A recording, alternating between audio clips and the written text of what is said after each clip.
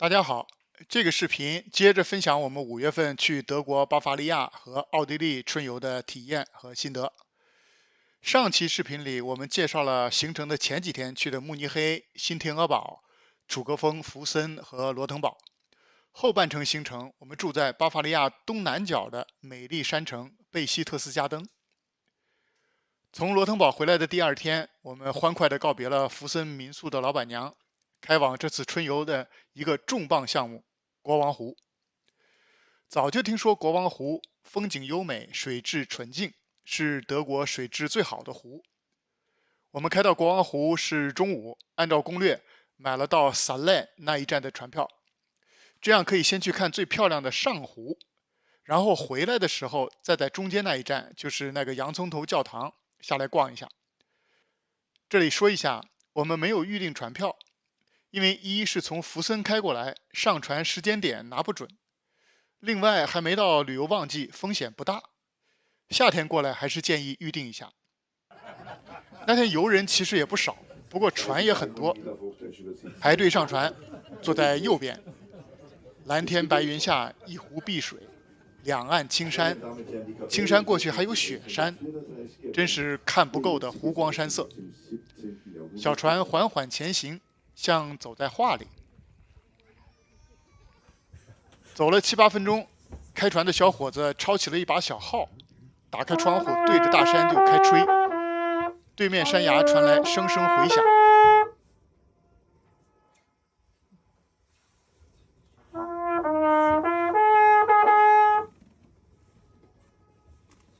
吹完就拿个小帽子要小费，所以要准备1、2块钱的钢镚儿，给仙境一般的风景送去几分地气。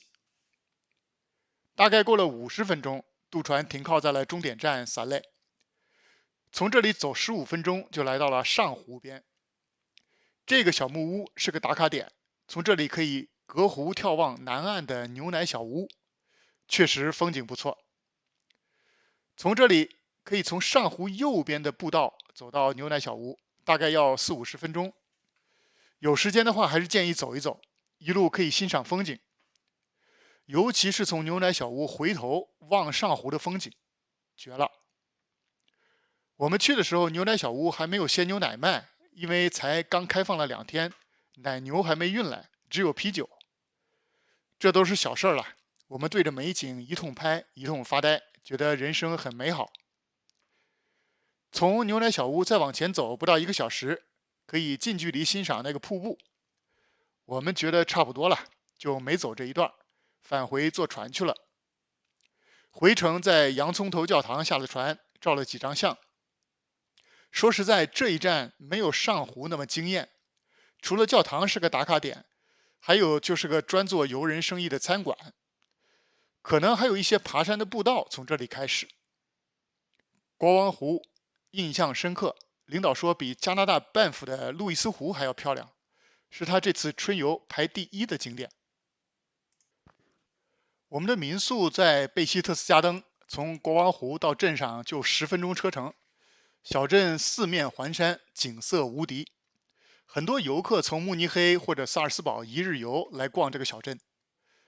我们在这里住了5个晚上，民宿的露台山景喜人。有一天因为下雨，我们就一整天坐在露台上吃吃喝喝看山，不要太舒服。贝希特斯加登南边其实就是个国家公园，除了国王湖，这片地方还有好些别致秀美的小镇和山水步道。我们花了半天时间去了小镇蓝绍和旁边的后湖和魔法森林。蓝绍小镇很小，基本就一条街。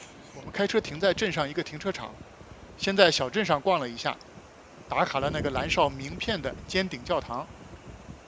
蓝绍有一条好看的小溪流流过，人走在小街上，旁边是清澈的小溪水，哗啦啦从一座座的小木桥下跑过，很童话。从蓝绍小镇可以一直走，穿过魔法森林走到后湖，很漂亮的步道。所谓魔法森林，其实就是蓝绍和后湖之间一片静静的森林，配上那条奔流的小溪，还有走着走着时不时冒出来的小木屋、小雕刻和小酒屋。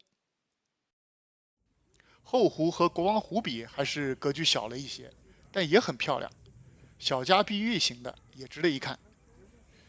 如果时间有限，可以不从蓝哨开始走，直接开车到后湖停车场，沿着后湖走一段，也可以体验魔法森林。贝希特斯加登地区太漂亮了，当年希特勒和其他纳粹头子们都很喜欢，是他们度假的老巢。因为这段历史太不光彩了，基本上这些别墅都给拆了，但是最有名的一个留下来了，就是在小城东边一座山上的希特勒的鹰巢。鹰巢是纳粹送给希特勒50岁的生日礼物。80多年过去了，当年的元首行宫现在是一个餐馆啤酒屋。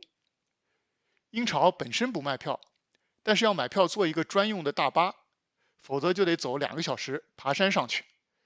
我们在网上预订了车票，坐早上8点半的车上去，车程不长，15分钟就到了，一路山景，看看就好，不用着急照相，到上面风景更好。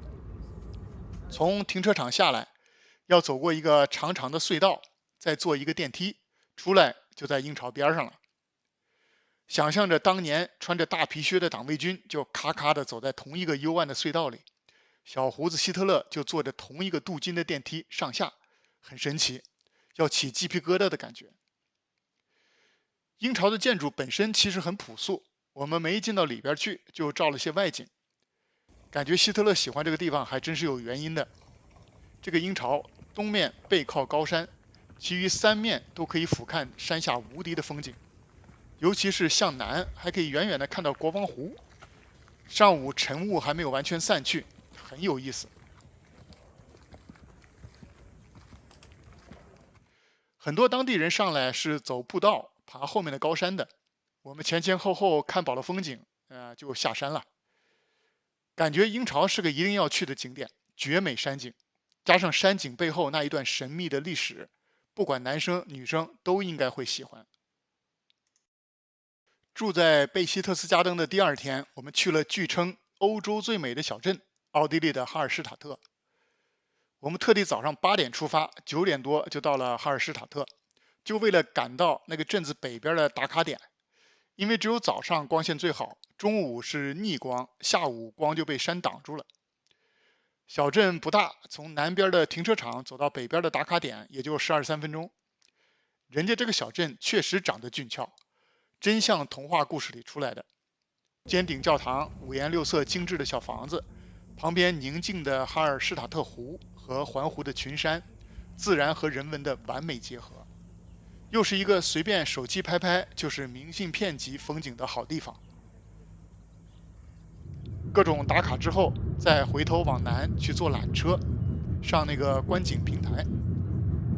在这个平台上是从上往下欣赏小镇，少了一份近看的多彩的精致，多了一份远观的山水的壮丽。观景平台再往上还有一个盐矿，可以参观体验一下，不过需要留2个小时左右时间。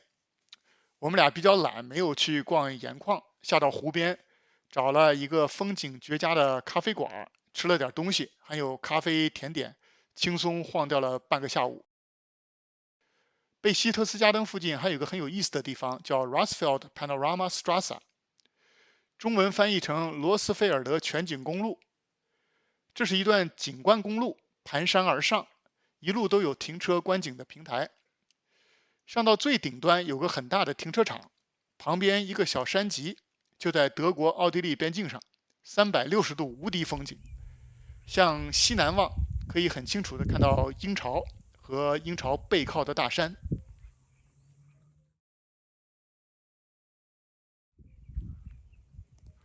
往北望，可以看见30公里以外的萨尔斯堡。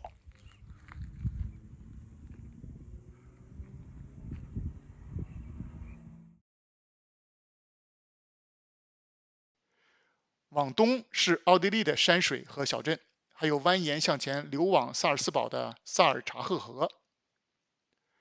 这个地方还有一个值得一提的卖点，就是当年《音乐之声》电影的取景地之一。电影最后上校一大家子翻山越岭逃亡的场景，就是在这个小山脊上拍的。说到音乐之声，住在贝希特斯加登的这几天，我们还去了奥地利的萨尔斯堡，音乐之声的外景地。因为信息比较多，留到下一个视频再分享。